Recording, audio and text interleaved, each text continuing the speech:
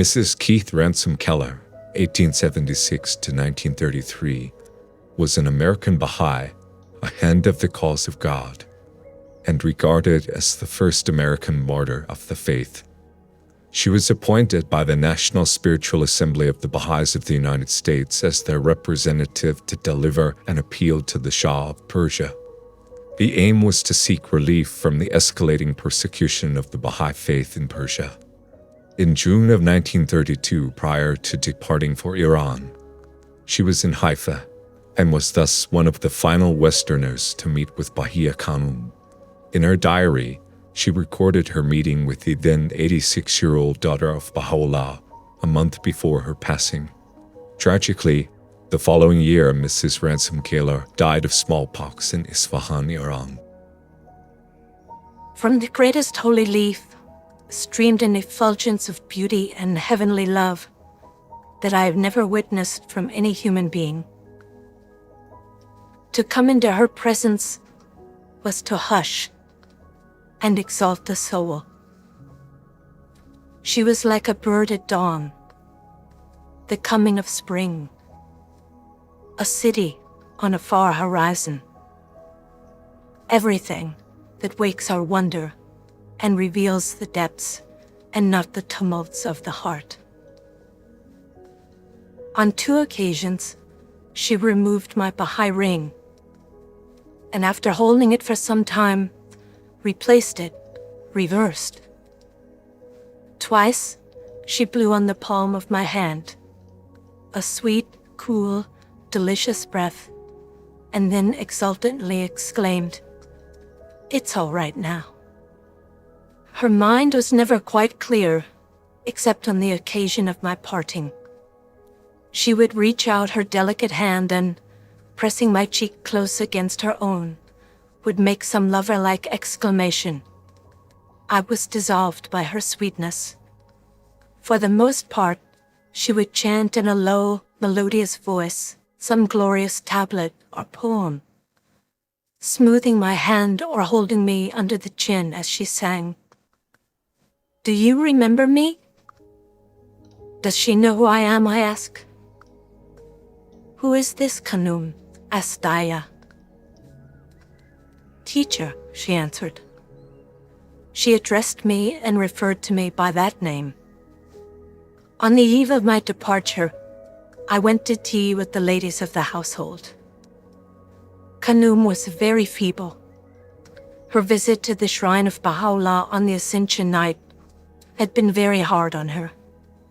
Every Sunday, she insisted on going to the meeting on Mount Carmel. She had to be lifted in and out of the car. Her thoughtfulness, her loving kindness, her self-mastery, her complete dedication to the things of the Spirit never ceased to the last hour that I saw her, just a month and a day before her ascension.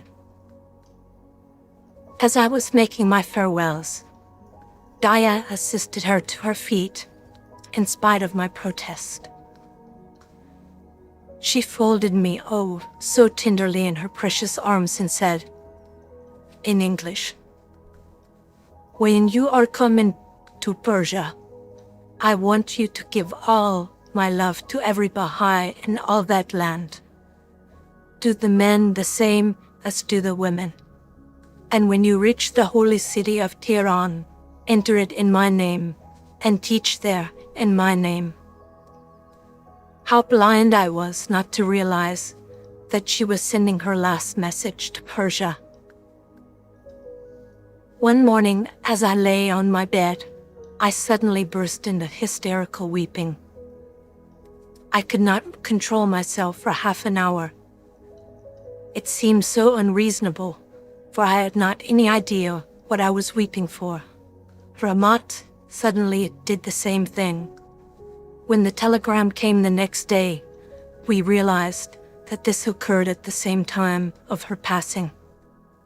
How greatly I prized the ring stone, a coin from the pocket of Baha'u'lláh, some rock candy, and a broken vial, not broken when she presented it, of attar of roses that she had given me. Her spirit will always seem gloriously near because of these last heavenly meetings with her. Beautiful Khánum, in your grace, kindness, and love, implore God's forgiveness for my faults and failings, and intercede that the priceless gift of love, which you so consistently taught us, may descend into my cold, untenanted heart. This is my supreme petition, that the gift of love may be mine once more. Here is a brief passage from Shoghi Effendi, in which he shares a passage from a letter of Abdul-Baha to his mother. Quoting Shoghi Effendi, "No wonder that in tablets, which stand as eternal testimonies to the beauty of her character, Bahá'u'lláh and Abdul-Baha have paid touching tributes to those things that testify to her exalted position among the members of the family, that proclaim her as an example to their followers and as an object worthy of the admiration of all mankind.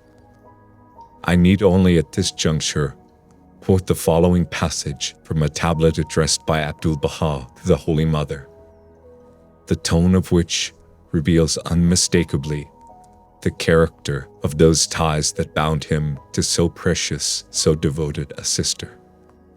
To my honored and distinguished sister, do thou convey the expression of my heartfelt, my intense longing. Day and night she liveth in my remembrance.